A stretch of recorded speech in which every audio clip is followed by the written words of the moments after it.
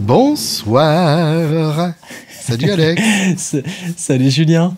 Donc, on est chacun chez soi et les vaches seront bien gardées, tout simplement parce que j'ai une actualité beaucoup trop florissante pour faire les 7 heures de train qui nous séparent.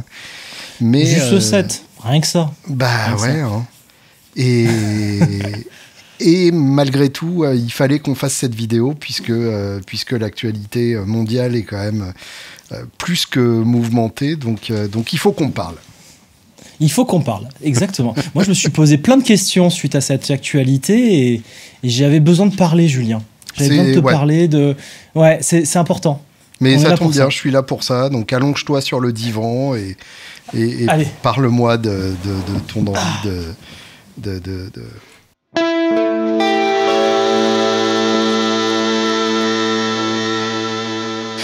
Non, mais alors, on n'est pas là pour une petite séance psychanalyse. C'est vrai que ça me fait bizarre le canapé sans toi, là. Bon, bref, on n'est pas là pour ça non plus.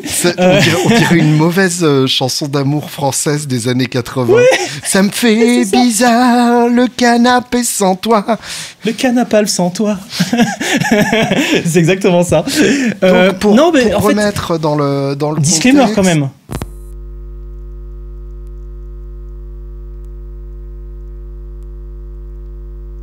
Là, on est le 8 avril 2025. Voilà. Donc là, Trump est élu depuis quelques mois. Et il a enchaîné donc les déclarations sur les augmentations des droits de douane en importation vers les États-Unis. Oui, puisque de toute façon, dans le sens, il ne peut pas contrôler par définition. Mais justement, c'est ça qui est intéressant, c'est que les autres se battent aussi. Enfin, on assiste à une vraie guerre des droits de douane à l'heure actuelle.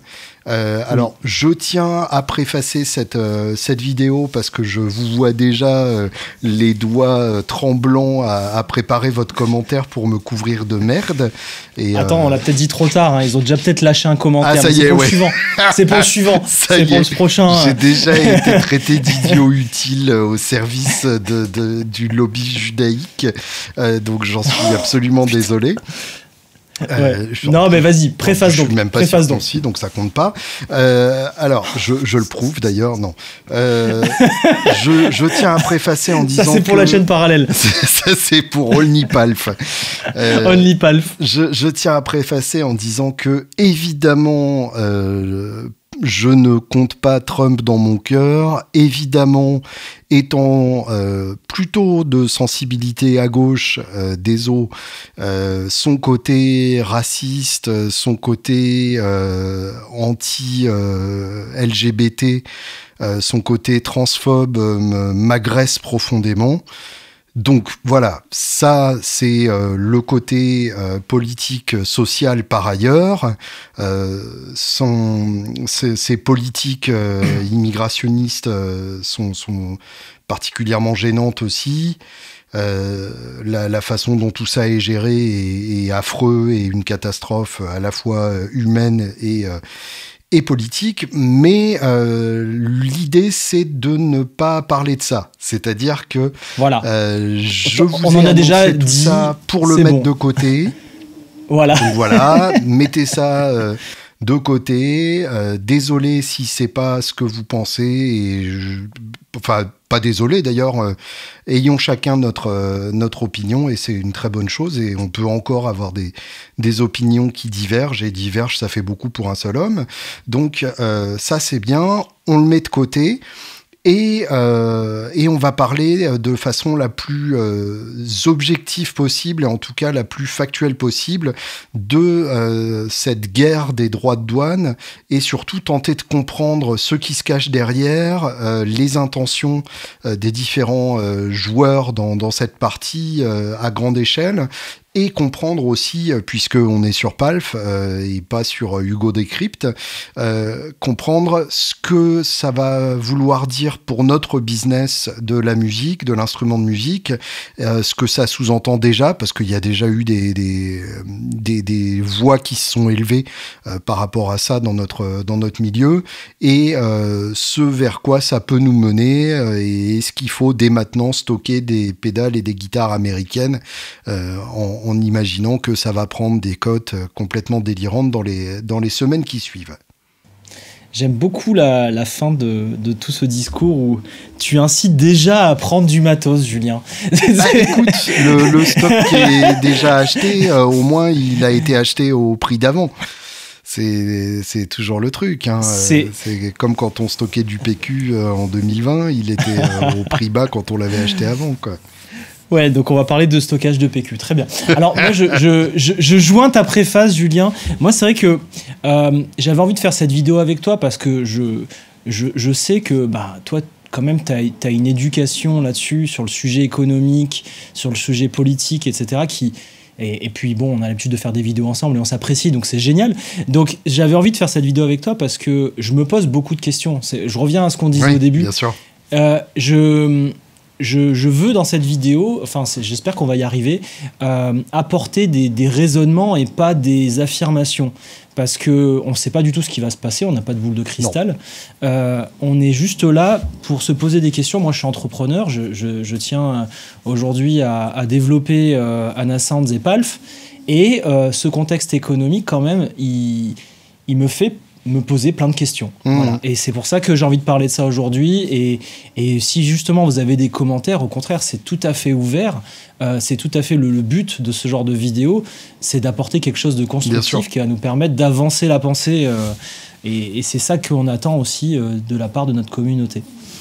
Donc pour commencer, ça a commencé déjà par des augmentations drastiques des droits de douane, si je me souviens bien, d'abord avec le Mexique et le Canada, alors qu'il y avait le traité de libre-échange entre ces trois régions, donc entre le Canada, les États-Unis et le Mexique. Donc ça, c'était tout simplement revenir sur le traité, qui en soi n'est pas la première fois que Trump revient sur un traité, puisque parmi tous les problèmes que je citais auparavant, il y a évidemment l'écologie, dont on ne parle plus du tout à l'heure actuelle, comme si le dérèglement climatique était en pause pendant qu'on règle les autres problèmes. Mais ça, c'est encore un autre problème, justement.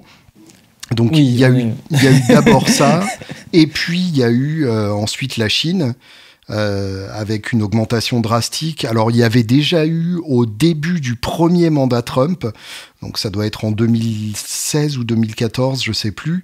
D'accord. Il y a déjà eu en tout cas donc une première augmentation des tarifs douaniers avec la Chine, qui s'était suivie ensuite d'une escalade mutuelle, puisque la Chine suivait systématiquement les augmentations de tarifs douaniers par des augmentations à l'importation des produits américains. Et donc là, ça finit jamais. Là, ça a repris de plus belle, tout simplement parce que c'est une question aussi d'image. Trump, c'est l'anti-Chine par excellence, même si en parallèle, évidemment, on pourra parler des fameuses Trump Guitars, les guitares qui vendent... C'est quoi ça ? J'ai pas vu. T'as pas suivi ? Non, j'ai pas vu. Magnifique. Non, c'est quoi ce truc ? C'est incroyable. C'est quoi ça ? Eh ben, c'est des guitares Trump. C'est des guitares Trump. Tu sais, il a lancé toutes sortes de produits dérivés. J'ai vu les casquettes. Notamment pour payer ses frais ses frais légaux, en fait, face aux différents procès qu'il a eu, qui l'ont complètement mis sur la paille. D'accord. Et alors, il a lancé sa crypto aussi. Enfin, ça, c'est encore une autre histoire. Oui, ça, c'est encore une autre histoire. Mais les Trump Guitars, en gros, c'est des guitares qui ressemblent beaucoup à des Les Paul. Et d'ailleurs, il y a eu un cease and desist de la part de Gibson. J'ai vu, mais si. Oui. Et les guitares en question, donc, sont vendues comme une entreprise américaine veteran-owned, donc carrément gérée par un vétéran. mais il s'avère que en fait c'est des guitares en kit chinoises qui sont ensuite plus ou moins vérifiées aux États-Unis, mais c'est évidemment des guitares chinoises. D'ailleurs, il n'y a personne aux États-Unis qui fait des Les Paul à manche vissée pour 1200 €. Donc, évidemment, voilà. Okay. Et il y a une certaine ironie dans ce côté pourfendeur de l'importation chinoise de la part de Trump. Pour remettre un peu les choses dans leur contexte, alors je vais revenir un peu loin, mais ça permet de bien savoir où on vit.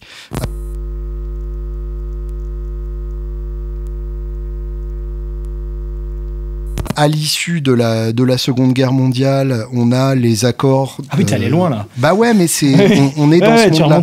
Tu remontes loin, vas-y. On a les accords de Bretton Woods qui alignent le prix du dollar sur l'or et qui rendent le dollar convertible en or, ce qui fait que le dollar devient la monnaie de réserve mondiale, d'où le pouvoir économique colossal des États-Unis, qui devient le pays le plus puissant et le plus riche du monde.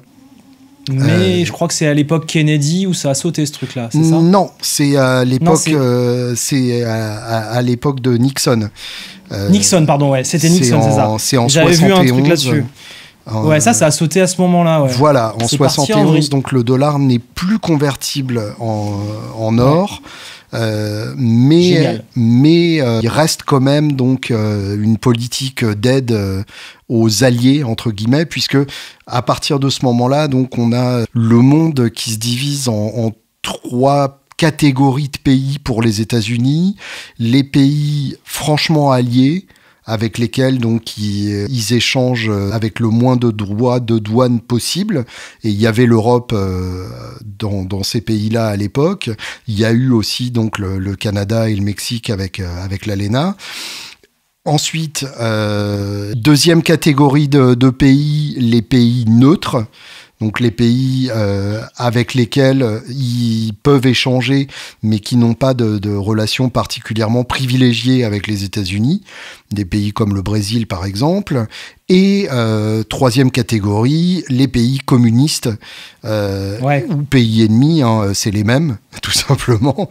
Donc évidemment, la Russie, mais aussi la Chine et tous les pays du bloc de l'Est qui sont phagocytés par la Russie à l'époque.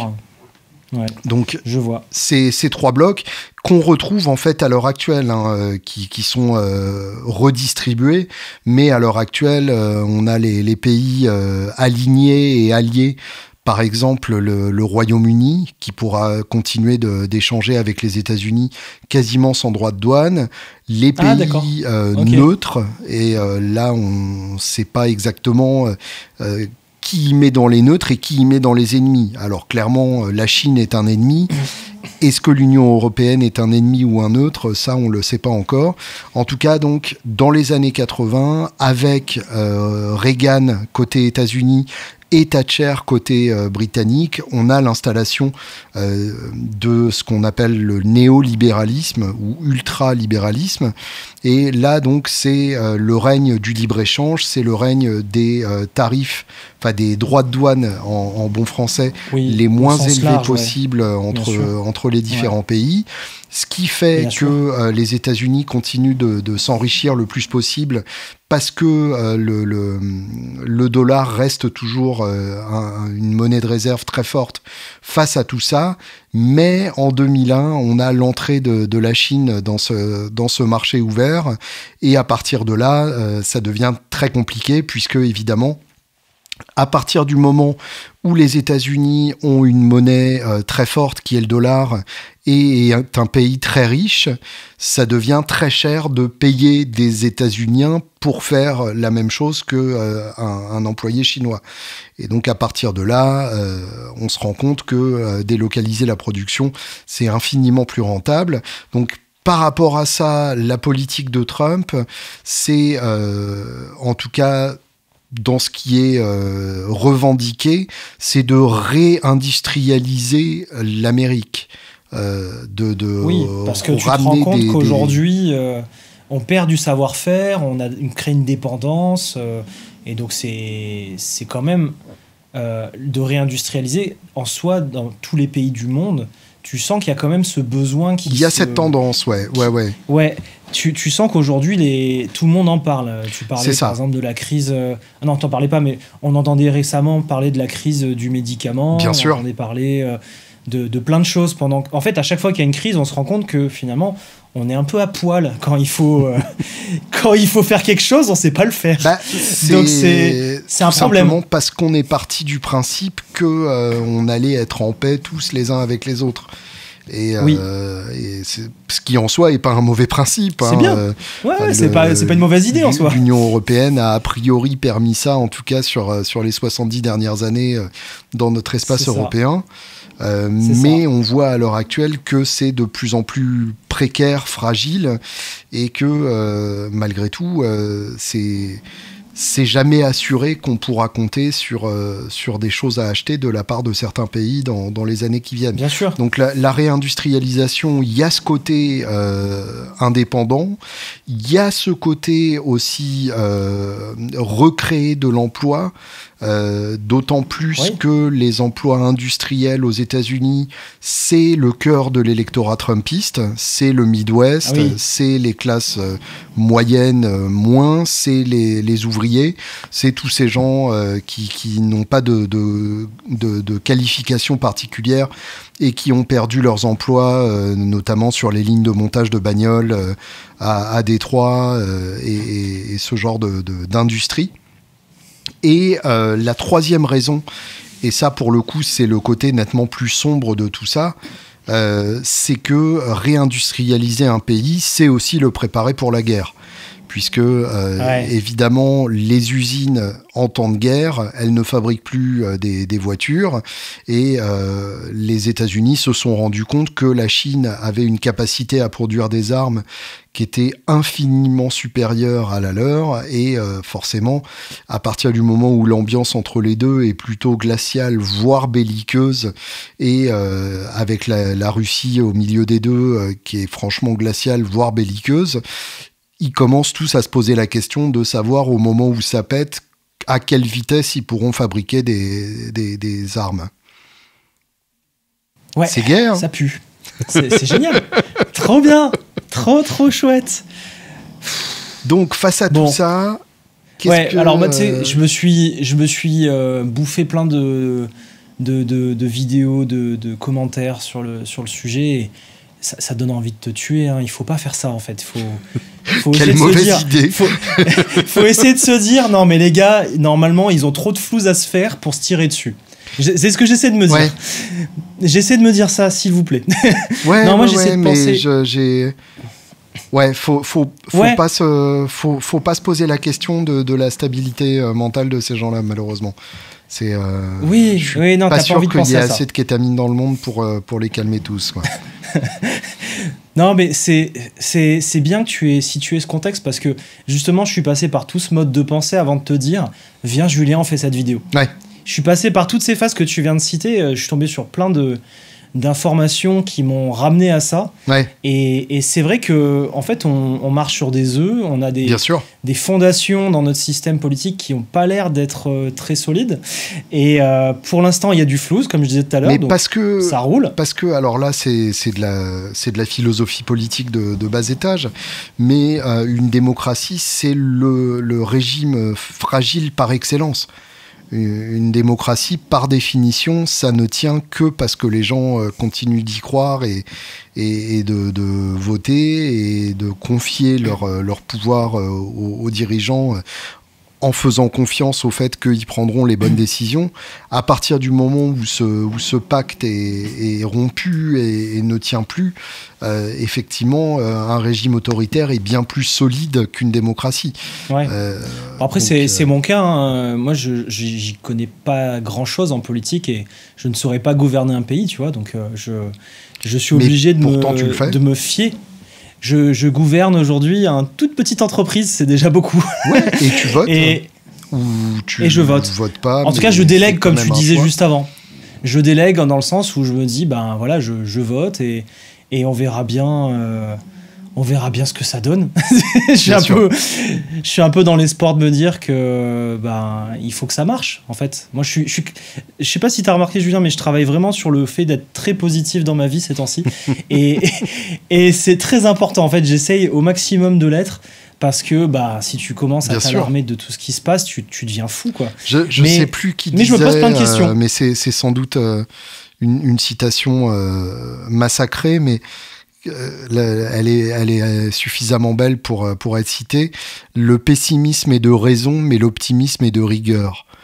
Et je trouve ça assez juste. Ouais, clairement, il y en a besoin en fait. Clairement. Oui, puis on n'a pas le choix.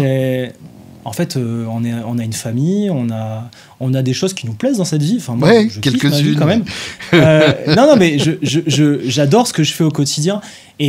Mais je suis pas aveugle, t'as raison, il faut quand même rester lucide à certains moments et se poser des questions. Alors, c'est génial que tu aies dressé ce tableau. Moi, je pensais démarrer par déjà expliquer ce que c'est un tarif. Oui.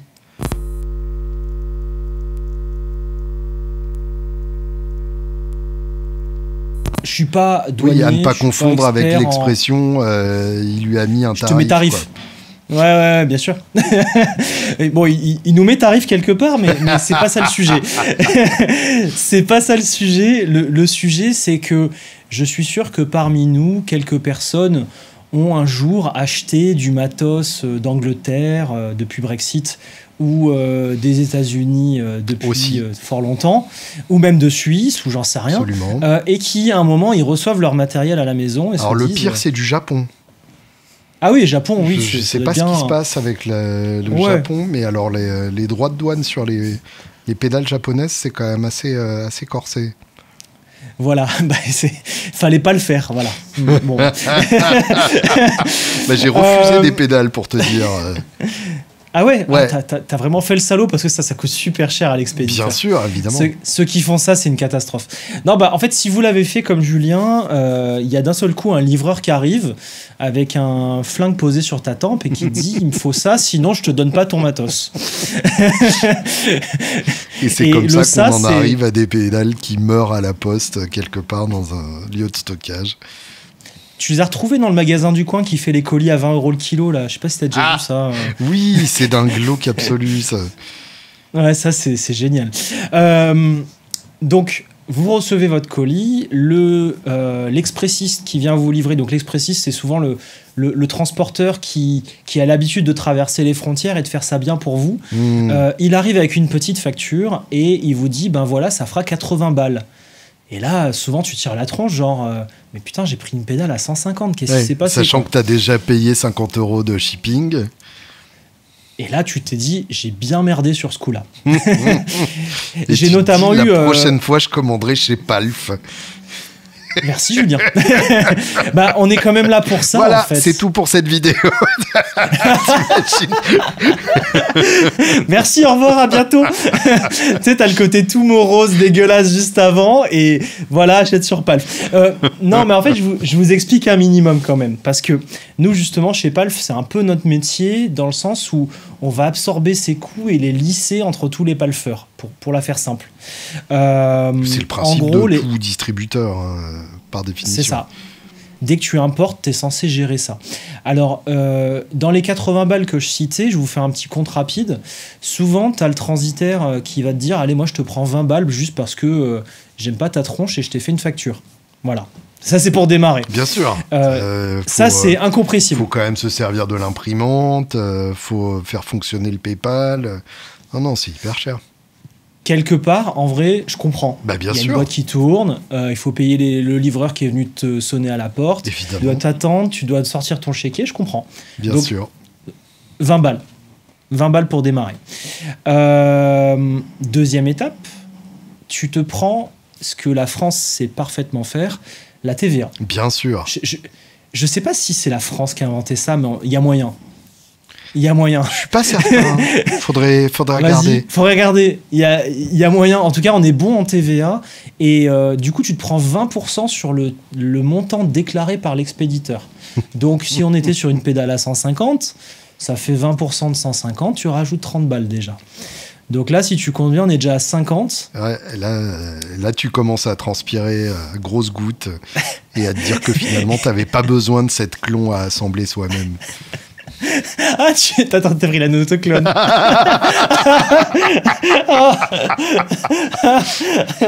Ah oui, oui, tu m'avais dit que tu l'avais prise. Non, même pas. Non, t'es ouf.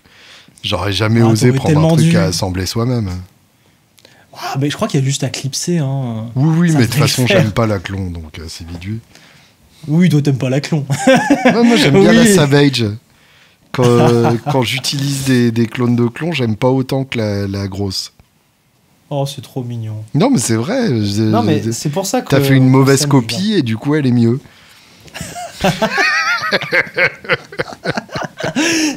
Copier mal les autres, c'est très bien. Mais oui, c'est comme ça qu'on apprend. Bah oui, en fait, c'est pas une copie conforme. Mais bon, on a des vidéos pour en parler. Bien sûr. Donc, la troisième chose qui t'attend en tournant, ce sont ces fameux frais d'import. Alors, je vais appeler ça frais d'import. Il y a des terminologies exactes que certains sauront mettre en commentaire. Je ne suis pas douanier. Je ne connais pas tous les trucs dans les détails. Mais je sais que jusqu'à présent... On peut pas parler de droit de douane, tout simplement ? Ouais. C'est impropre de parler de droit de douane. Je crois que c'est pas assez précis, mais je suis pas sûr. Je suis pas sûr. Il y a vraiment des choses à connaître dans les détails.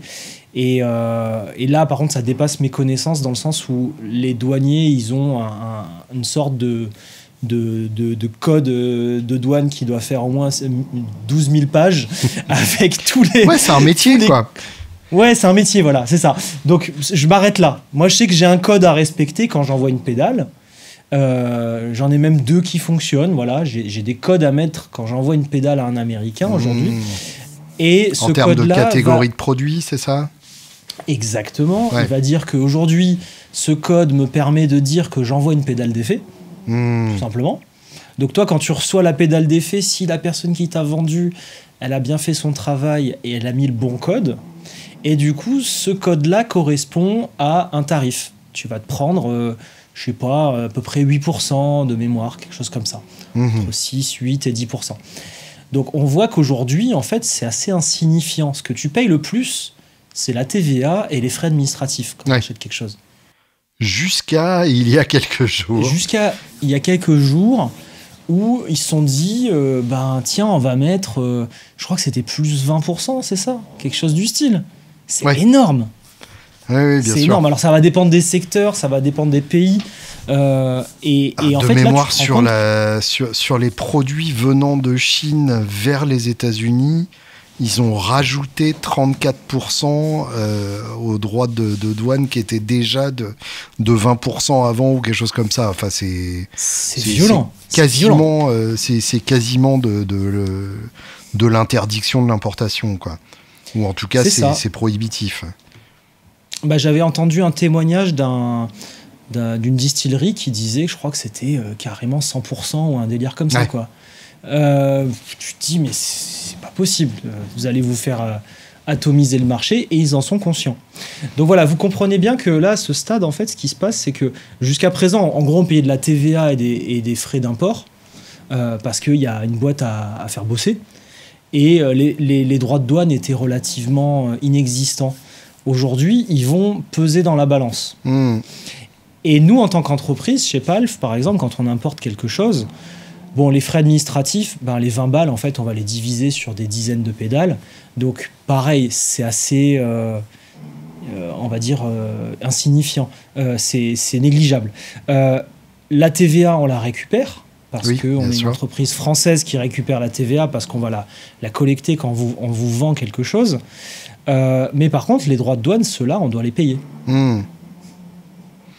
Et là, c'est là que ça pose problème. Alors, j'en profite pour faire un tout petit peu de remise en contexte aussi.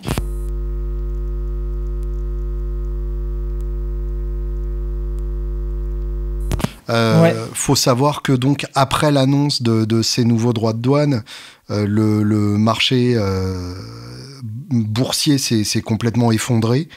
Une catastrophe. Ça a commencé par les US. C'était vraiment un lundi noir aux États-Unis. comme on en a connu assez peu dans l'histoire de la bourse américaine. Et on peut se dire, on serait tenté de se dire, en affreux gauchiste, c'est Trump, il fait n'importe quoi, il s'y connaît pas en économie, de toute façon, il est bon qu'à faire de la provocation vaguement raciste à l'égard des autres pays. En fait, j'en suis pas si certain. Je pense qu'il y a quand même, malgré tout, un raisonnement derrière tout ça. Alors, le problème, c'est qu'à court terme, ça va planter évidemment des entreprises et probablement plus des petites entreprises qui étaient censées étaient celles qui comptaient sur la réélection de Trump. D'ailleurs, j'ai en tête des petites boîtes de pédales qui m'avaient parlé très positivement de la réélection de Trump au dernier NAM. Je tairai leur nom parce que je veux pas gâcher vos pédales pour certains, mais qui me disaient on va enfin pouvoir reprendre le business et tout. Et bon, moi ça me gênait un peu, mais au-delà de ça, je pense que l'idée à moyen terme, c'est de créer tout simplement du leverage, c'est-à-dire des arguments de négociation. En fait, l'idée, c'est de chier partout et de dire ensuite, bah écoute, il n'y a pas de problème, si tu veux qu'on nettoie la merde, on se met d'accord là-dessus. Et en fait, c'était l'idée aussi dans le premier mandat avec la Chine. De fait, ça n'a pas tellement marché. Mais là, l'idée, c'est effectivement de faire peur à tout le monde en montrant qu'il peut. Et ensuite de négocier des droits de douane privilégiés avec certains sous condition d'alignement politique plus ou moins poussé dans le cadre d'une construction de blocs plus ou moins, encore une fois, belliqueux. Oui, comme il aurait pu faire avec le Groenland en disant bon, je vais acheter le Groenland. Bah justement, que ça va pas passer. Justement, mais il se dit voilà, ça va ouvrir tout ça va ouvrir une discussion voilà, exactement. forte. Ça va ouvrir une discussion où il est en position de négocier parce que les gens se disent bah oui, il en serait capable. Mais en attendant, lui, je pense. Enfin, j'en sais rien. En fait, on parle de quelque chose que nous, on n'est pas devant lui, on sait pas ce qui est dans sa tête. C'est cette stratégie, effectivement, depuis le début. C'est cette stratégie qui a l'air de... Le Canada ou le Groenland, c'est un peu dire à quelqu'un, je viens chez toi, un truc très gros. Je baisse ton mec et je chie partout. Pourquoi tu chies partout, Julien ? Bah parce que pour décorer. et la personne te répond ah non, c'est pas cool. Et tu lui dis bon bah ok, je te fais une fleur, je viens chez toi et je chie juste dans ta cuisine. Et tu te dis ah ouais, bon ça va, t'es quelqu'un de cool, on peut discuter avec toi. Et en fait c'est exactement cette logique là qu'il est en train d'installer en faisant des déclarations ultra choquantes sur le Canada, sur le Groenland. Et c'est une manière aussi de tester quels pays vont s'aligner, quels pays vont se mettre derrière. Qui sont les bros, quoi. Ouais, qui sont les suiveurs, qui sont les ennemis potentiels, puisque ça reste quand même une vision du monde assez binaire de toute façon. Alors, moi, tu vois, je pense encore en entrepreneur. Je me dis, parce qu'il y a un double contexte, je voulais aborder un autre sujet économique, c'est la dévaluation du dollar. Oui. Bien sûr. Il y a ça qui est en train de se mettre en route aussi. Alors, est-ce que ça a été une volonté ou une conséquence de la chute boursière ? Voilà, j'en sais rien. Mais j'ai l'impression que la dévaluation du dollar, moi je le suis tous les jours parce que quand j'achète du matos aux États-Unis, j'ai besoin de mettre des dollars de côté parce que sinon les prix qu'on met sur Palf, ils bougeraient selon le taux euro-dollar. Toi, tu achètes du dollar du coup d'avance Je suis obligé, je suis forcément obligé. Parce que le contexte économique depuis la Covid, c'est n'importe quoi sur le dollar. Bien sûr. Donc, en fait, j'essaie d'avoir une somme de dollars qui me permet d'avoir 3-4 mois d'avance pour que s'il y a des variations... Pour anticiper les trop grosses variations. Voilà. J'ai pas à changer les prix toutes les 2 minutes, j'ai pas que ça à foutre. Et je pense aux palfeurs, ils ont pas non plus envie de se prendre la tête en mode attends, si je l'achète demain, je vais peut-être la payer plus cher ou moins cher. Enfin voilà, on essaie de lisser le truc. Peur. Voilà. Bien sûr. Ouais, ça fait peur. Hein. Mais vraiment, l'euro-dollar depuis la Covid, c'est les montagnes russes. Donc, mais je pense que. Historiquement, c'est une stratégie assez commune des États-Unis que de baisser le dollar. Bien sûr. Et là, tu vois, en fait, tu pensais à la stratégie d'intimidation. Moi, je pense tout simplement à une stratégie économique en mode, eh ben, vos merdes, j'en veux plus chez moi. Du coup, je vais vendre du national et je vais exporter à blinde parce que le dollar est moins cher. Donc, vous allez acheter mes cochonneries, vous allez les vendre moins cher chez vous. C'est un peu ça, moi, si j'avais une analyse économique. Et c'est là que ça pose problème, et je voulais en venir plus spécifiquement au marché de la musique.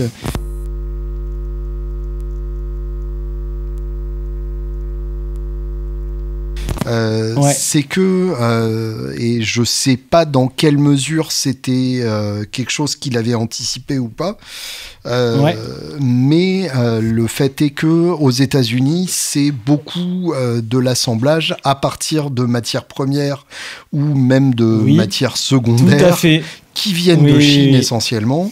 Donc on a eu des réactions, là j'ai quelques notes ouvertes.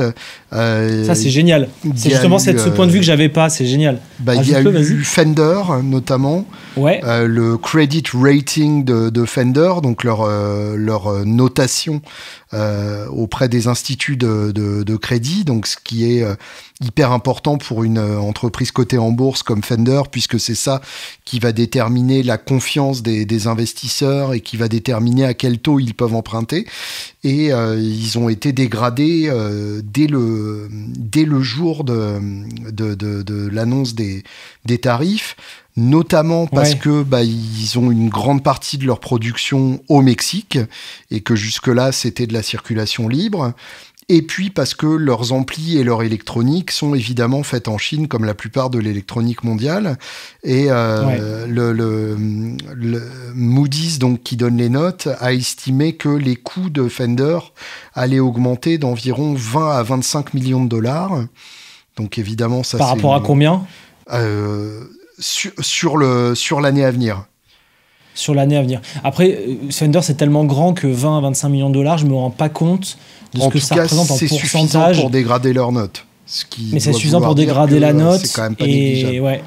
De toute façon, en fait, ils vont se prendre le tarif en pleine dent sur tous leurs imports de matière. Ça va être sur le prix, très clairement. Sur le coût, Ensuite, on a eu Morgan Amps, donc la marque d'ampli Morgan. Ah oui.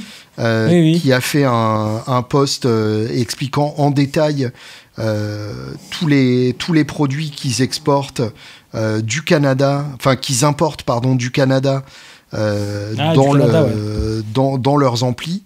Et en gros, ils présentent donc un ampli qui est le AC20, qui est une tête, qui était à $2000 et qui maintenant va être à $3050 en prenant en compte exactement les mêmes composants, mais avec les droits de douane de Trump. Et puis, on a eu Mike Matthews aussi d'Electro Harmonix.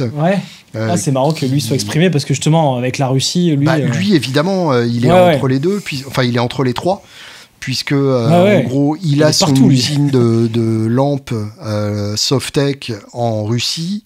Il a beaucoup d'éléments électroniques qui viennent de Chine, comme tous les fabricants de pédales, et tu vas nous en parler. Et il a l'assemblage final qui est fait aux États-Unis. Et en fait, il explique que, en gros, avec les tarifs, il n'y a aucun moyen de dégager un profit au prix qu'il fait à l'heure actuelle. Sous-entendu, il va falloir qu'il augmente. Il veut pas non plus délocaliser l'assemblage final en Chine, pas pour une question d'éthique particulière, parce que c'est Mike Matthews. Et Mike Matthews et l'éthique, ça fait trois. Mais plutôt tout simplement pour une question de coût que ça représenterait en termes de formation des employés. Puisque leur apprendre à assembler des électro-harmoniques, ce serait encore des nouveaux processus à mettre en place. Donc c'est un investissement colossal. Et la conséquence, c'est que Mike Matthews est en train d'essayer de vendre Electro Harmonix ce qui est quand même pas, il en a plein le cul. Pas négligeable, il en peut plus. Bah oui, mais oui, c'est ça. Et qui cherche t'as vu son âge aussi, à se fournir à Taïwan sur les produits électroniques, ce qui va être en fait la conséquence logique. La passerelle asiatique avec les États-Unis. D'autant plus que Taïwan est aligné sur les États-Unis face à la Chine et que évidemment la situation sino-taïwanaise est pas terriblement détendue. Donc on a cette arme politique en plus. Du côté de Fender, ils disent aussi que ils vont chercher du côté de l'Indonésie pour leurs produits électroniques. Donc on a déjà cette perspective de restructuration, ce qui pour nous va vouloir dire très probablement des augmentations de tarifs. Et malheureusement aussi, très probablement... Des aléas de qualité aussi. Voilà, des problèmes de nouvelles pièces à prendre en compte, de main-d'œuvre qui n'a pas l'habitude des processus, et donc de produits sur lesquels on aura sans doute des mauvaises surprises. En fait, ils se tirent dessus entre gros pays, et ils vont laisser la place aux pays émergents, quelque part. Donc c'est quelque part quelque chose que Trump voulait faire, de se battre contre la Chine.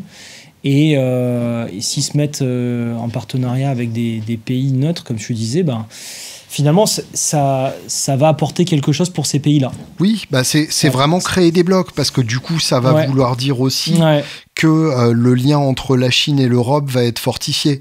Puisque fatalement, la Chine n'exportant plus autant auprès des États-Unis, ils vont être obligés ils vont le faire de trouver d'autres endroits où le faire, parce que leur production est tellement colossale qu'elle ne peut pas être absorbée par le marché domestique. Tu vas avoir 12 000 pubs Temu à l'heure sur YouTube. C'est parti. C'est à craindre. oui, tout à fait. Waouh. Ouais, j'adore. Là, c'est cool parce que le sujet, il va vachement loin et c'est bien que tu aies trouvé ces refs-là. Je voulais entendre l'avis des Américains parce que moi, mon point de vue, c'était le point de vue d'un Européen. Tu vois, alors justement, raconte-nous ton point de vue. En tant qu'Anna Sounds, là, tu mets ta casquette Anna Sounds. Casquette Anna Sounds, ça a été dans une Anna Sounds, ravageur. Qu'est-ce que tu fais venir d'ailleurs que de Nice et de Nice. Qu'est-ce que ça va sous-entendre en termes de changement de coût avant de te parler de ça. Avant de te parler de ça, juste, je veux te parler d'un truc qui a été fulgurant pour Anna Sounds. Tu te rappelles, au NAMM, cette année, on avait une petite affichette sur notre stand qui disait « Chers amis américains, vous pouvez trouver tous nos produits sur la boutique Reverb Anna Sounds. » Oui, bien sûr. USA. Oui, tout à fait. Tu te souviens de ça? Bien sûr. Ça passait en partenariat avec une boîte qui s'appelle Mass Distro, qui est une boîte qui distribue de façon globalisée une chier de marque qu'on adore. Ça peut être Milkman, Benson, tout ce que vous voulez. On bosse vachement avec eux et c'est des gens avec qui on s'entend bien et qui nous avaient proposé de devenir notre entrepôt dans le Minnesota. Donc dans le Minnesota, en fait, on a envoyé un gros carton avec plein de pédales Anna Sounds et les gars, ils shippent. Ils shippent et ils font pour nous. Alors, on commençait à peine à mettre en place le truc. Ils shippent, ça veut dire ils envoient. Ship, ça pardon. Ça veut pas dire qu'ils volent des trucs. Oui, non, ils sont pas en train de se servir dans leur propre stock. Merci, Eugene. Non, mais en fait, du coup, je reviens à l'explication. Le patron de Mass Distro m'envoie un mail il y a peut-être 2 mois de ça, tu vois. Il avait un peu anticipé de lui-même dans son pays ce qui se passait. Et il me dit bon, Alex, écoute, c'est terminé. Je te laisse quand même un petit peu de temps, machin. Et c'est lié à ça. Très bien. C'est lié complètement à ça. Parce qu'il y a un truc à noter sur le tarif qu'on n'a pas eu le temps de dire. C'est que là, il y a une exemption. C'est-à-dire que si tu dépasses pas $800 de la France vers les États-Unis, normalement, l'Américain ne prend pas de droits de douane. D'accord. Ça, c'est la petite subtilité à noter. Donc ça veut dire qu'a priori, sur les pédales individuelles, t'es pas concerné. Exactement. Donc je pense que mon business Anna Sounds, dans le terme d'envoyer une pédale à la fois à un particulier, donc la façon la moins écologique, celle qu'on voulait éviter. Bien sûr. Celle qu'on voulait éviter, en fait, ça va continuer d'être quelque chose de possible. Donc je suis en train de voir avec mes transporteurs pour éviter d'avoir de l'avion. Mais je crois que j'ai pas le choix. Je crois que je suis obligé de rester sur de l'avion parce que sinon ça va passer par des bateaux et ça va être du 40 jours. Je crois que je suis obligé de passer par de l'avion. Mais en tout cas, je suis en train de chercher des possibilités pour que ce soit un peu moins. Ça tombe bien parce que du coup ça reste cohérent avec la politique de Trump par ailleurs. C'est ça. C'est ça. Je suis raccord avec Trump. Tout simplement, je trouve pas ça raisonnable d'envoyer un colis depuis la France à chaque fois vers les États-Unis. Donc je trouvais ça logique d'avoir un partenaire. Mais ce partenaire, en fait, il est complètement refroidi. Il se dit, mais je vais payer 20% de frais de douane. Et derrière, ça l'a gonflé, quoi. Il s'est dit, ouais, mais... Il y a ça, et puis au-delà de ça, et c'est ça qui a coulé le marché américain d'un coup, c'est l'incertitude. Ouais, en plus. C'est un gros problème pour une économie de manière générale. C'est que l'économie se nourrit de certitude et de pouvoir prévoir les choses. On est d'accord. Et là, il n'y a rien de pire qu'effectivement des annonces comme ça qui se suivent les unes les autres, toujours dans le même sens, mais qui s'accumulent et qui se précisent mutuellement. Et en fait, on ne sait pas sur quel pied danser, quoi. C'est tout à fait ça. Et là, ils ont tout simplement stoppé. Ils m'ont dit, ouais, ça m'a fatigué ton histoire. Enfin, leur histoire. C'est cool, mais c'est pas si cool. C'est ça. Donc voilà, en fait, on est obligé de vendre une pédale après l'autre aux États-Unis. C'est tellement logique. Ouais. Alors il y a ceux qui, du coup, je pense à TuneNotes notamment. J'aimerais bien que Guillaume un jour s'exprime sur le sujet et apporte de l'information. Lui, il a sa boîte là-bas. Donc, globalement, il est capable toujours de décider pour lui-même, j'espère. Donc, il va pouvoir importer. Sauf que il produit pas là-bas. Non. Donc, à partir du moment où il n'a pas d'usine là-bas, en fait, il y a quand même des produits qui circulent. Donc, je pense qu'il y a quand même des droits de douane. Sur les droits de douane, tout à fait. Donc, une entreprise comme TuneNotes, ils vont devoir se poser la question de réduire leur marge ou d'augmenter le prix de vente. Ouais. Et c'est là que ça devient intéressant. Voir les deux. Et c'est là que ça devient intéressant parce que maintenant, on va rentrer... Enfin, si tu veux bien, on peut faire un jeu.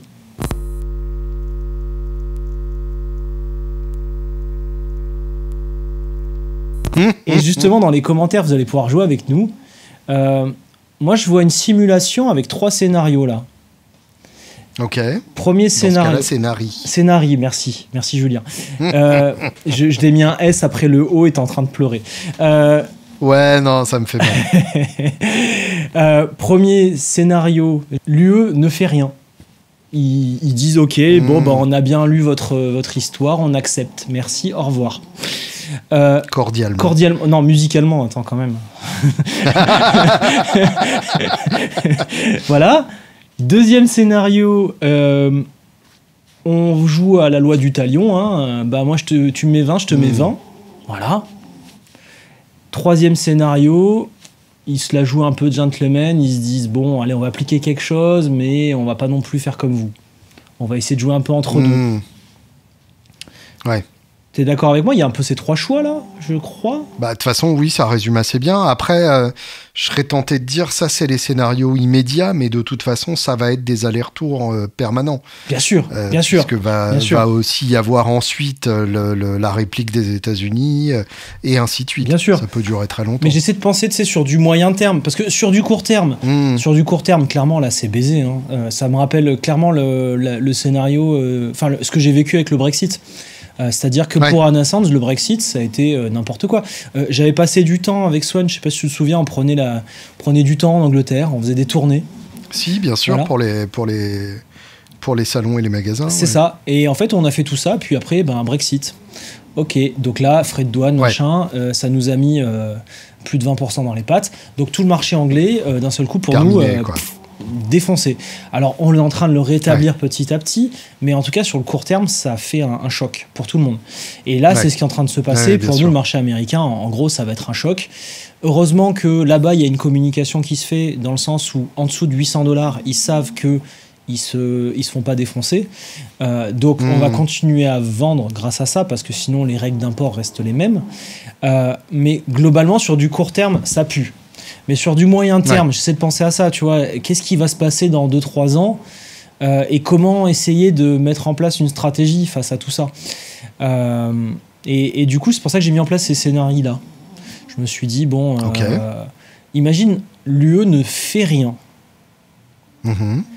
Pour moi, ça veut dire que tu vas te retrouver à envoyer de la marchandise qui va finir super cher sur le marché américain et tu vas plus vendre, en gros. Ouais. En gros, pour faire simple. Pour faire simple, tu vas perdre quasiment tout ton marché américain. Oui. Eux, ils vont continuer à vendre des produits américains. On reviendra sur l'histoire des matières premières après. Mais en gros, les produits américains resteront compétitifs. Même s'ils sont obligés d'augmenter à cause des matières premières, ils auront moins de taxes. C'est ça, il faut quand même... Oui, mais globalement, tu sais... Il y a quand même ça avant, quoi. Tu travailles dans le but de faire une marge à un moment. Donc, globalement, l'augmentation des matières premières est inférieure à l'augmentation du prix de vente. Globalement. Oui. Si tu fais bien ton travail, sinon, arrête tout. Change de métier. Globalement, ça. Là, tout de suite. Là, arrête. Ce que tu fais, c'est même plus du bénévolat. Donc, globalement, l'américain restera compétitif sur le marché américain. Oui, tout à fait. Nous, en Europe, on va se retrouver avec des marques européennes qui vont perdre un marché. Oui, et ce manque à gagner, pour moi, il va engendrer, à mon sens, à un moment, une augmentation des prix de vente des produits européens. Oui. Parce que... Pour compenser, tu vas perdre de l'argent.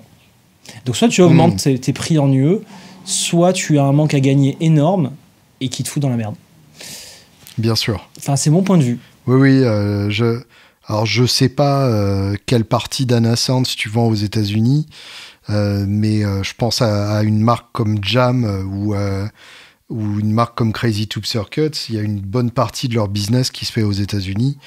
Et eux, pour le coup, je pense qu'ils vont vraiment s'en tirer passer s'ils peuvent plus distribuer librement là-bas, effectivement. J'ai pas encore eu le temps d'avoir une discussion avec Swordman, mais ils m'ont redemandé 300 pièces là il y a quelques semaines. Donc et 300 pièces, ça fait plus ou moins que $800? J'espère plus, normalement. J'espère plus, les gars, quand même. C'est là qu'on va connaître les vraies conditions d'achat de la grotte. Beaucoup plus, quand même.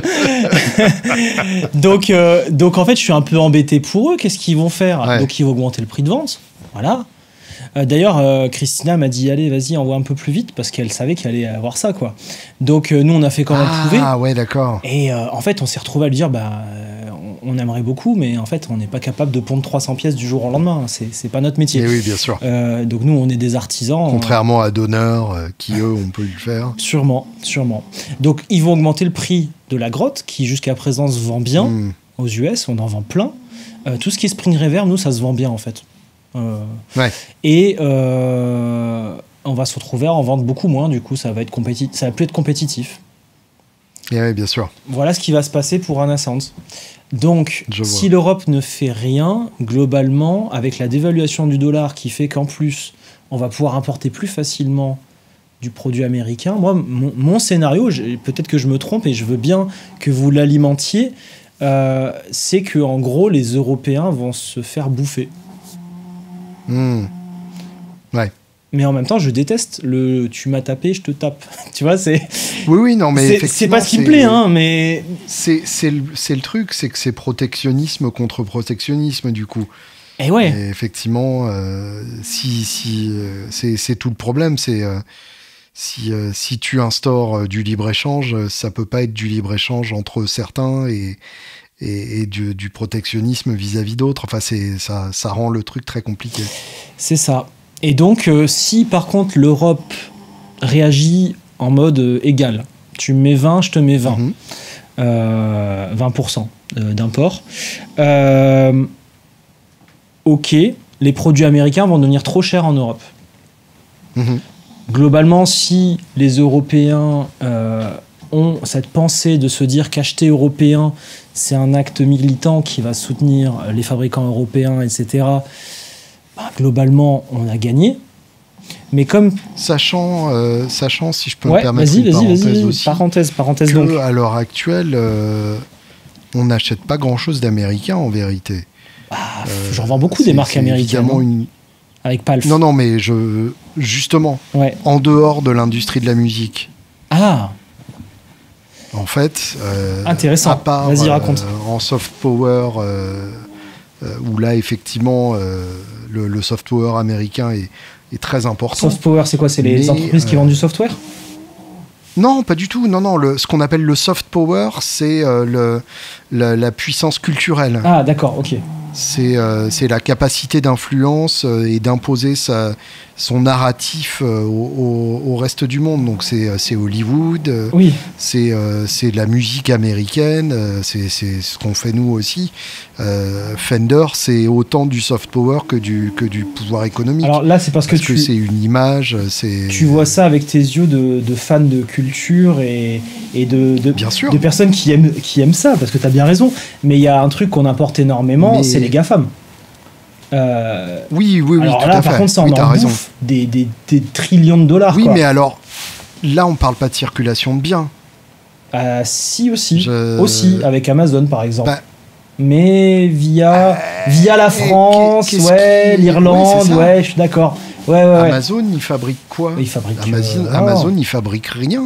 Ça fait marcher une économie locale. Et Apple, ça vient pas des États-Unis. Apple, il suffit que ça vienne direct de Chine jusqu'en Europe et ce sera pas impacté par les tarifs douaniers. Tout à fait.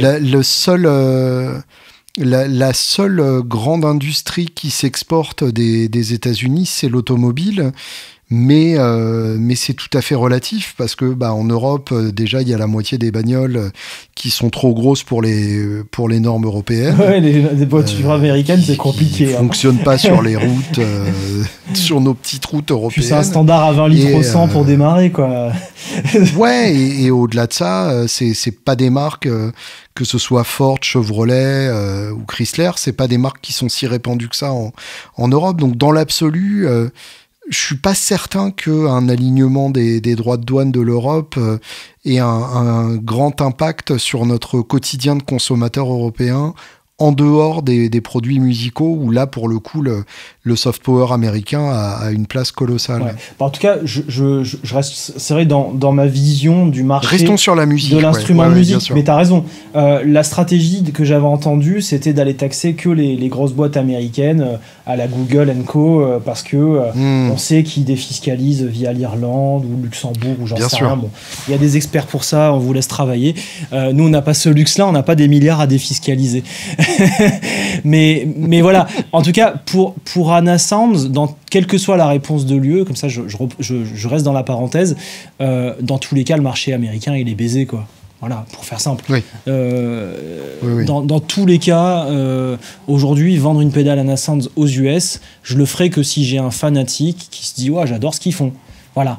Mais si tu vas comparer clon versus clon, même si tu dis que la nôtre elle est meilleure, et je te remercie Julien, ils vont acheter une J-Rocket à $100 de moins quoi. Et bien sûr. Et c'est pas grave, c'est comme ça. Ça sert à rien de se battre, tu vois. Là, il y a un moment, voilà, c'est fait. Par contre, du côté de Palf, moi, je vois un véritable impact et je vais pouvoir sentir de la data par rapport aux commandes qu'on voit sur la boutique aujourd'hui. C'est vrai que si l'Europe répond en mode œil pour œil, dent pour dent, on va normalement voir de façon... je sais pas, direct ou indirect, un achat de marques européennes. Et ça peut être très intéressant quand même sur le plan écologique, sur le plan économique. C'est ce que je me disais. Je parlais de Jam et de Crazy Tube Circuits tout à l'heure, qui sont deux marques grecques.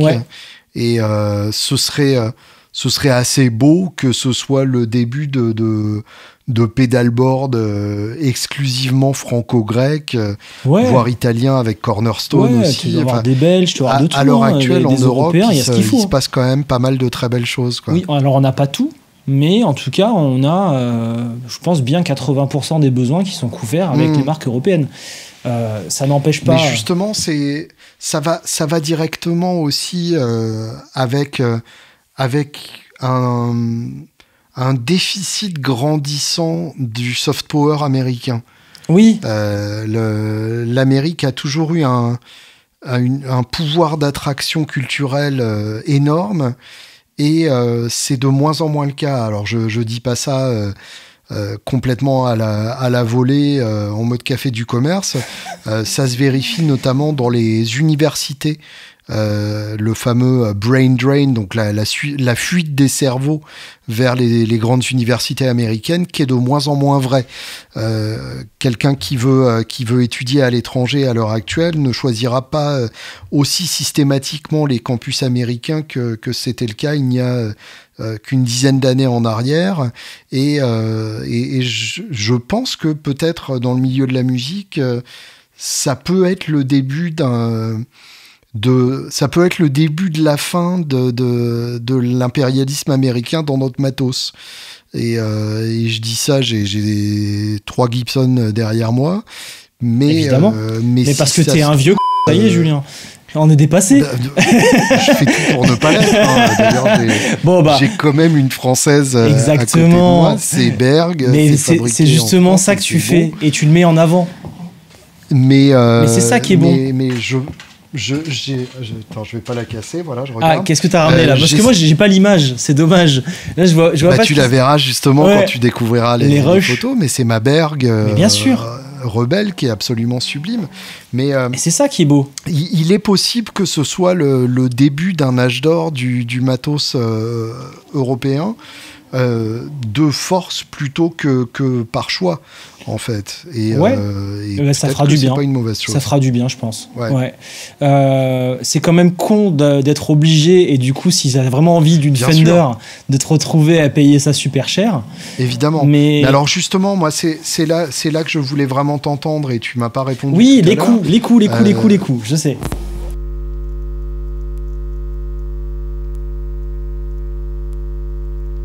Qu'est-ce qu'il y a dans ce qu'on achète qui vient d'ailleurs? Et parce que quand Morgane te dit que ça va carrément rajouter plus du tiers du prix en plus, enfin là carrément même un prix multiplié, est-ce que ça risque d'être la même chose pour nos pédales? Aujourd'hui, j'en parle autour de moi, j'ai de plus en plus de fabricants qui arrivent quand même à trouver des sous-traitants locaux. Tu vois, d'accord. On a les deux évolutions. On en a qui vont chercher à optimiser à fond parce qu'il y a besoin à un certain moment, et t'en as qui vont chercher à garder en local. Je vais expliquer les deux raisons. Pourquoi optimiser à fond et d'aller sous-traiter en Asie? C'est que tu peux sous-traiter certaines parties de façon très qualitative pour vraiment moins cher et pour éviter de monter tes prix de vente. Parce que et même plus qualitatif pour certains trucs, j'imagine. Je dirais pas plus, ça voudrait dire que de base, ils savaient pas bien faire. Non, mais plus qualitatif que ce que tu trouverais en Europe pour un prix équivalent. Ah, pour un prix équivalent, oui. Par contre, si tu mets le budget, normalement, en Europe, on sait aussi bien faire qu'en Asie. Ouais. Au moins, ça va. Même des composants traversants préinstallés. Alors ça, moi, typiquement, c'est un truc que je ne sous-traiterai jamais en Asie. Mais il y en a qui le font. Il y en a qui le font, ils font comme ils veulent. Je trouve que c'est justement une des valeurs ajoutées des fabricants boutiques, c'est de choisir tes composants, de les tester, de les installer, de les souder et de vérifier ce que tu fais, quoi. Avec Alors, il faut donner un peu d'âme, un peu de sueur, tu vois. Et à un moment, prends la Bitoon Fuzz. Ouais, la Bitoon Fuzz. Je t'en conjure, prends la Bitoon Fuzz. Ok. Qui attend sa version 2, soit dit en passant. Je sais. On travaille dessus. Qu'est-ce qu'il y a de français dans la Bitoon Fuzz à part l'assemblage final? Alors, bien sûr. Le boîtier, c'est américain, c'est Hammond. Le boîtier, c'est canadien, importé par l'Angleterre, par une boîte française qui fabrique à Taïwan. Yeah! D'accord. Trop bien, génial. Génial, tu vois. Non, mais ça t'as zéro maîtrise là-dessus, tu vois. Ça, tu te fais complètement baiser. Donc, ça, typiquement, les boîtiers en alu. Là, tu vas t'en prendre dessus. Les boîtiers en alu, typiquement, il y a des solutions locales. J'en parlais avec Fauve. Il me propose des solutions qu'on est en train de réfléchir. Bon, ils n'ont pas encore eu le temps de chiffrer le truc, mais j'ai déjà fait dans le passé des études en local pour les boîtiers en alu. Typiquement, on a réussi à le faire sur la K+. La K+, en fait, notre boîtier, il vient 20 km à côté de chez nous. D'accord. méga local. Parce qu'on a réussi à trouver une solution technique qui, du coup, apporte une valeur. Pour faire un boîtier de K+, c'est quand même pas évident. Et derrière, un coût qui était absorbable parce que finalement, aller faire en Asie, ça allait nous rapporter un petit peu, mais c'était pas suffisant pour mériter ça. Sur la Bitoon Fuzz, ce qui est différent, c'est que les boîtiers ils sont standardisés sur les pédales. Bien sûr. Et comme les boîtiers sont standardisés, tu rentres dans le libre-échange, la concurrence, et tu te rends compte que aller faire un boîtier usiné en alu ici à Nice, j'ai mon ami Geoffrey Legouet, tiens, moi aussi je vais prendre ma guitare française à côté de toi. Voilà, je prends ma guitare niçoise. Ma guitare niçoise faite en alu. Il m'avait chiffré ça en me faisant les meilleurs prix possibles et tout, trop mignon, tu vois, choupi. Ouais. Et on était à au moins 4 à 5 fois le prix d'une Amonde. Oui. Voilà. Logique, bien sûr. Donc, typiquement, t'as juste pas le choix quand c'est comme ça. Ouais, d'accord. Et pourtant, il me faisait un prix d'amis, tu vois. On était à 4-5 fois. Ouais, d'accord. Donc ça, c'est une réalité. Donc les boîtiers en alu, tous les fabricants de pédales dans le monde, sauf ceux qui font de la tôle pliée, sont obligés de passer par des sous-traitants asiatiques, globalement. Ensuite, à l'intérieur, le circuit imprimé. Alors, le circuit imprimé, j'ai fait quelques expériences européennes. C'est vrai qu'on a encore du travail à faire, tu as raison, Julien. Je pense à Eurocircuit, par exemple, qui est une marque allemande de mémoire. J'ai fait quelques circuits avec eux. Si tu as envie, encore une fois, de faire du bénévolat, vas-y, passe par eux, quoi. Tu vas payer ta carte 10 fois le prix de la Chine. Alors, y a Rodolphe, justement, de Tempco, qui a fait une vidéo là-dessus. Je sais plus avec qui, je crois que c'était avec Gaël. Je sais plus avec qui c'était. Je crois que c'était avec Gaël, hein. Je suis pas sûr. Tu mettras en commentaire Rodolphe, qui expliquait qu'en fait, il a étudié aussi ce truc-là. Et il y a un moment, en fait, il y a des choses que tu peux faire en France et d'autres que tu peux pas. Bon, lui, il allait tout chousse, en mode, vas-y, l'Asie, c'est cool. Et il a raison, hein, parce qu'il travaille tout seul, donc il n'a pas de salarié, il peut pas fabriquer les mêmes volumes que nous, etc. Moi, quand même, j'ai réussi à garder de la main-d'œuvre française sur toutes les étapes. Parce que j'ai besoin quand même de maîtriser ce que je fais à 100% et j'ai pas envie de dépendre d'une personne. Tu vois, j'ai réussi quand même à rationaliser un peu ce truc-là, parce que je peux te dire que pendant le Covid, quand je voyais les concurrents qui se retrouvaient à être en panne de stock juste parce que le chinois il n'avait pas foutu la notice dans la boîte et que du coup ils se sont retrouvés à... Je crois que je me souviens de qui tu parles. Voilà, et que la palette n'arrivait pas à destination parce qu'il manquait la notice, je me dis waouh, franchement les gars, sur quoi... Enfin, c'est pas possible, quoi. Donc, à quoi ça tient? Voilà, à quoi ça tient. Et donc, les pays qui se réarment, désolé de faire l'analogie, c'est dégueulasse, nous, c'est un peu pareil. On garde une maîtrise de notre savoir-faire ici pour pouvoir livrer les gens et de manière qualitative. Et donc, la proportion, c'est ça la question, d'Asie. La proportion, alors je veux juste replacer le truc, parce que là, on parle d'Anasound, évidemment. À l'heure actuelle, il n'y a aucune raison que tu augmentes tes tarifs puisque tu importes rien des États-Unis en tant qu'Anasound. Mais c'est juste pour se donner une idée de ce qu'une marque comme Walrus, JHS ou autre font venir d'Asie par rapport à ce qu'ils font purement aux États-Unis. Globalement, tu vas avoir tout l'électromécanique. Tout ce qui est boîtier, foot switch, tous ces trucs, tu sais, les foot switch, tu te rends compte, le foot switch, quand même, c'est une pièce qui vaut entre 1 et 2 euros.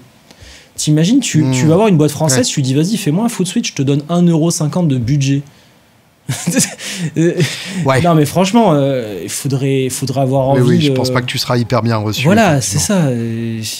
Justement, Fauve, il m'avait contacté par rapport aux knobs. C'est comme ça qu'on a commencé la discussion avec eux. Je peux le dire en tout. Ils sont très beaux, leurs boutons. Ils sont magnifiques. J'aimerais trop en mettre sur mes pédales. Mais est-ce que vous avez envie de payer 50 balles de plus une pédale, dans le sens où il faut que je mette toutes les marges qui vont rentrer dedans? Bien sûr. Et c'est pas qu'ils les font trop cher. Au contraire, ils font des prix sympas et tout, raisonnables. Raisonnés. Mais en fait, on est habitué, du coup, tu parlais du libre-échange, années 80, machin, on en parlait avant. On est habitué aujourd'hui à payer les choses pas chères. Ouais, je comprends. Et donc, oui, parce que parce on a pris l'habitude de considérer que la valeur ajoutée d'un produit, c'était l'assemblage et c'était le développement en amont. Exactement. On a considéré que c'est ça qui valait de l'argent. Et encore l'assemblage vite fait, le contrôle qualité à la fin. Oui. Genre oui, c'est ça. L'estampillage made in France, quoi.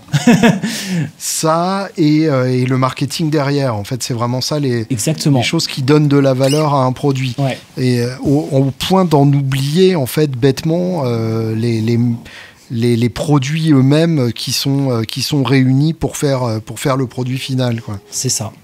Alors, pour répondre à ta question, si l'Europe donne une augmentation des frais d'import, impose cette augmentation-là aux Européens, moi, ça m'impactera, bien sûr, mais j'ai l'impression que c'est négligeable parce que j'ai structuré mon entreprise de façon à ce que l'humain soit la majeure partie du coût de production d'une pédale.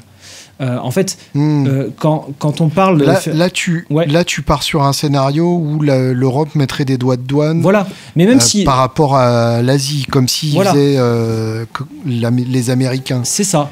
Et parce qu'ils seraient obligés de le faire à un moment. Alors, peut-être qu'ils le feraient que en direction des US, d'ailleurs. Hein. On ne sait pas ce qui se passerait. Mais voilà, en fait, nous, on serait impactés, bien sûr, comme tout le monde, mais encore une fois, tu vois, en fait, il y a ces questions de marge de production. Si tu regardes il y a toujours cette analyse bête et méchante de combien coûte une pédale. Si tu regardes les composants, en fait, ça coûte pas si cher. Voilà. Tout le monde le sait. Oui, bien sûr. D'où le fait que tu peux faire un clone et le vendre 40 balles sur le bon coin. Voilà. Et quand même dégager 5 euros de Non, t'es proche profit, du bénévolat quand même, à 40 balles. Mais ça dépend, tu payes la TVA, tout ça, c'est une question à se poser. Voilà. Ça dépend comment c'est fait. Voilà. La TVA sur le bon coin. Oui. Est-ce que c'est en espèces ou en espèces? Merci, au revoir.